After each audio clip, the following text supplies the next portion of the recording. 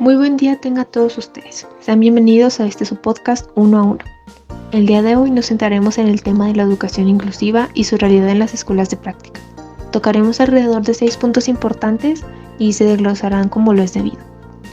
Para entender un poquito más el contexto de las escuelas inclusivas y el por qué estoy hablando de esto, es porque básicamente hace 2 semanas, de la semana del 10 de junio al 14 de junio, fui a mi última observación de prácticas docentes. Tuve la oportunidad de estar un ciclo escolar completo en una USAER. En la USAER 14 de la delegación de Jesús Terán, más o menos a la altura de Villas. Vi un poquito acerca del proceso de todo lo que se vive en USAER. Vi desde las primeras evaluaciones, actividades para que los niños sigan progresando, planeaciones puestas en común con otros maestros, cómo hacen el marco DUA, las intervenciones en los salones, evaluaciones finales, subir documentos, expedientes, ver cómo se hace realmente un expediente en esta área, todo el show administrativo y pues muchas variedades de lo que se vive en la USAER. En la escuela en la que estuve hubo muchísima participación y apoyo de mi docente llamada Marisol. Ella es una maestra espectacular, la verdad, quedé muy enamorada de su trabajo. Aunque pues claramente no todo es color de rosa. Hubieron varias problemáticas respecto a la inclusión y pues sí fue algo intenso, la verdad, sí lo viví de casi que de primera mano y no sé si estuvo algo muy intenso, ya que pues mi USAER no es una primaria, está en una secundaria, en la Frida Kahlo. Entonces tratar con chicos de secundaria pues es estar en medio de una transición, rebeldía, se están descubriendo, se están viviendo su experiencia, entonces sí es algo difícil tratar con ellos de secundaria. Y también hubo un poquito de problema con ciertos docentes que no eran capaces de salir de su metro cuadrado y de apoyar a los chicos. Hubo un poquito de rechazo acerca del marco DUA y de las estrategias para apoyar a los chiquillos. Por esto mi maestra hizo mucho apego al marco DUA, ya que pues era la herramienta más sencilla, entre comillas, que podía utilizar. Ella también participaba mucho en los consejos técnicos, ya que se los pedían otros docentes o incluso la directora le decía que sí podía hablar de cierto tema en el consejo técnico, ya que era necesario porque los muchachos lo necesitaban. También entraba a grupo a dar pláticas acerca de la inclusión. A mí me tocó vivir una de estas experiencias. Entró a grupo porque hubo una problemática acerca de la discriminación y del ciberbullying.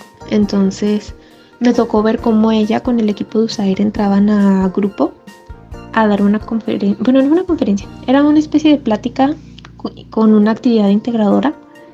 Y estuvo muy padre, la verdad. Y también, ¿de qué más se apoyaba? Se apoyaba mucho también de la directora, porque la directora sí era una persona muy abierta y siempre ha cooperado muchísimo. Desde el primer momento que llegué me recibieron con los brazos abiertos. La directora siempre busca que lleguen personas expertas con los muchachos a darles conferencias acerca de la inclusión, discriminación, medidas de prevención, salud. Siempre ha habido muy buen apoyo y buena recepción por parte de ella. En el aula de USAER se nota que los niños siempre están muy cómodos con la maestra. Ella nunca hace las mismas actividades para todos los niños. Siempre hay una segmentación para los chiquitos. Bueno, chiquitos, tienen 14 años, pero están chiquitos. Y siempre ve el mismo tema, pero la actividad la plantea de formas diferentes respecto a las necesidades que tienen los chavitos. Y siempre parte de la raíz del problema. Eso fue lo que más noté, que no únicamente trata la problemática, sino que lo trata desde raíz para que haya un proceso. Y un gato se está colando al podcast. También me gustaría hablar un poquito acerca de la relación que hay con los padres de familia.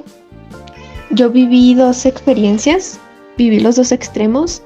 Por una parte tenía varias mamis y papis que estaban muy atentos a lo que la maestra les pedía, estaban muy informados acerca de la discapacidad de su hijo, siempre estaban muy al pendiente y aceptaban las sugerencias de la maestra. pero en ningún momento invadían la autonomía que se estaba generando en su hijo. Por otra parte, tenía a los papás que cooperaban, pero pues no de la forma esperada, que estaban presentes e intentaban hacer lo mejor para los niños.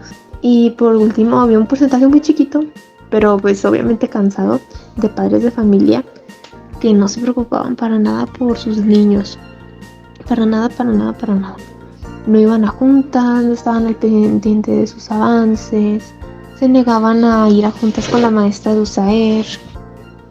No había reforzamiento en casa y esto hacía que la actitud de los niños decayera de una forma espantosa. Se estancaban, y por más esfuerzo que se hiciera en clase, ya sea por parte de la maestra de USAER y por parte de sus maestros regulares, el niño no podía avanzar en general, o incluso maestros de escuela regular. He sabido de muchas anécdotas que me han contado maestros y practicantes de primaria y de preescolar, que muchos papás ven a la escuela como una guardería. Entonces es muy feo que los niños no tengan un reforzamiento en casa. Muchos papás, también algo que noté por parte de otro desafío, es que muchos papás sufren de una especie de duelo, por decirlo de alguna manera, al enterarse de que sus hijos tienen alguna discapacidad.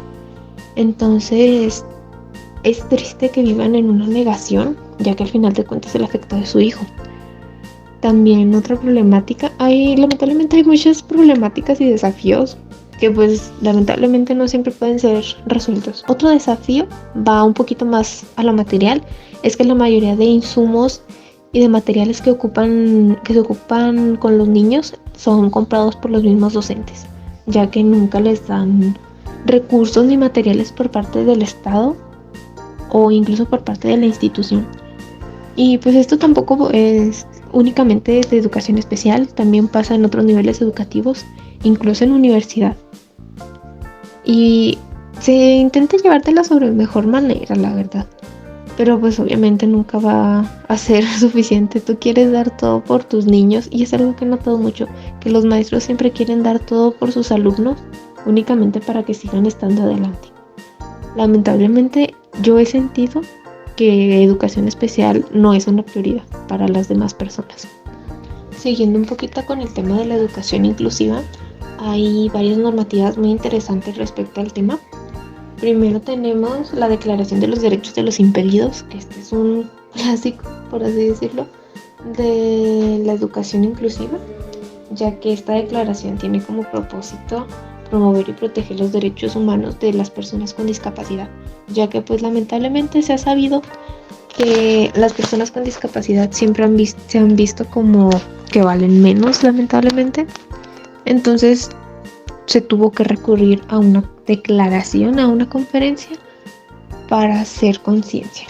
Después, otra también muy interesante y la cual también es un clásico, es la Conferencia Mundial de la Educación para Todos.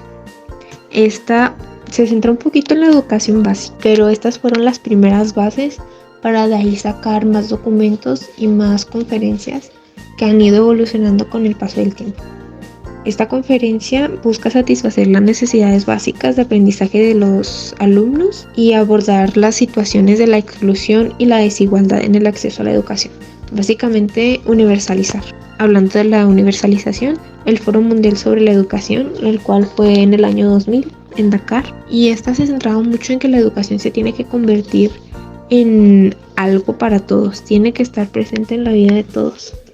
También no solo en darle el derecho a la educación, sino crear ambientes de aprendizaje sanos, centrándose en escuelas atractivas en el sentido de que sean adecuadas y pues en un entorno propicio para que el aprendizaje surja y que no sea algo aburrido. También que la infraestructura sea inclusiva, tanto para niños, maestros, personas con discapacidad, para cualquier persona, y así convertirla en una educación de calidad. También está la Convención sobre los Derechos de las Personas con Discapacidad, que esta busca proteger, promover y asegurar el goce y condiciones de igualdad de los derechos humanos y libertades fundamentales de las personas con discapacidad. Volviendo un poquito atrás con lo que mencioné antes, pues las personas con discapacidad siempre han sido vistas como que valen menos. Entonces estas conferencias han sido muy necesarias para atender esta problemática e intentar erradicarla. Por parte de nuestro estado y en nuestro país nos rige la Ley General de Educación, que esta tiene varios artículos que hablan acerca de la educación inclusiva. Tenemos el artículo 42, que esta habla de una educación inclusiva como un derecho para todas las personas, independientemente de sus capacidades o discapacidades. Después el artículo 62, que subraya que el sistema educativo debe ser inclusivo y garantizar el acceso a la educación para todos sin discriminación. Esto habla también un poquito de diseñar y realmente aplicar las políticas, ya que pues esto es algo que he hablado con mis compañeros y pues la mayoría llegamos al mismo resultado, que siempre se están sacando muchas leyes, muchos artículos, muchas conferencias acerca de la discriminación, de la exclusión de personas con discapacidad o de grupos vulnerables en general, y pues son únicamente un papel, lamentablemente, no existe una conciencia.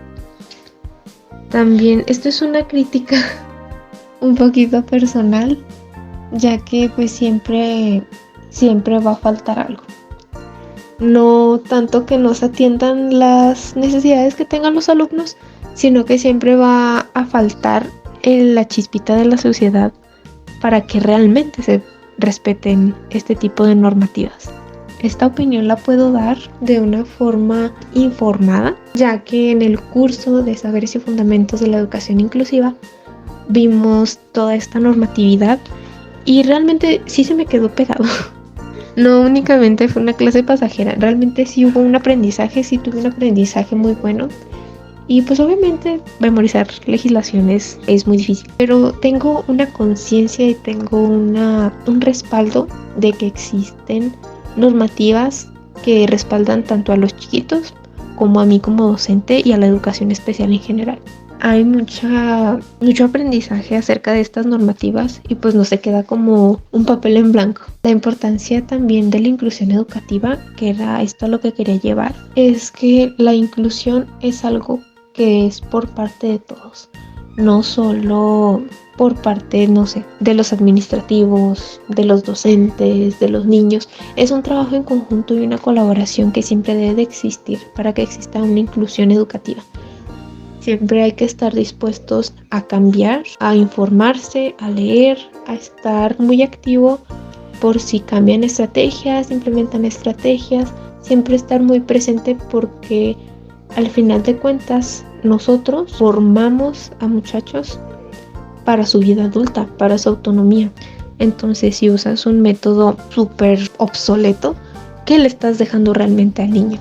Entonces, estar realmente presente en la inclusión educativa es algo maravilloso para los niños, ya que ellos no sabemos si han sufrido discriminación, si sufren de alguna problemática en casa. Entonces, el estar siempre presente para los niños y realmente darles un lugar en donde puedan ser ellos mismos es muy importante. Esta fue un poquito de mi opinión para ya cerrar este breve podcast. Estoy muy agradecida que hayan escuchado, se hayan tomado el tiempo de escuchar este podcast, que tengan una reflexión acerca de la educación inclusiva y que sean conscientes, por favor, sean conscientes acerca de la educación inclusiva y que realmente no es solo para rellenar espacios o para generar más cosas, realmente la educación inclusiva se necesita. Muchas gracias por escuchar, nos vemos en el próximo capítulo.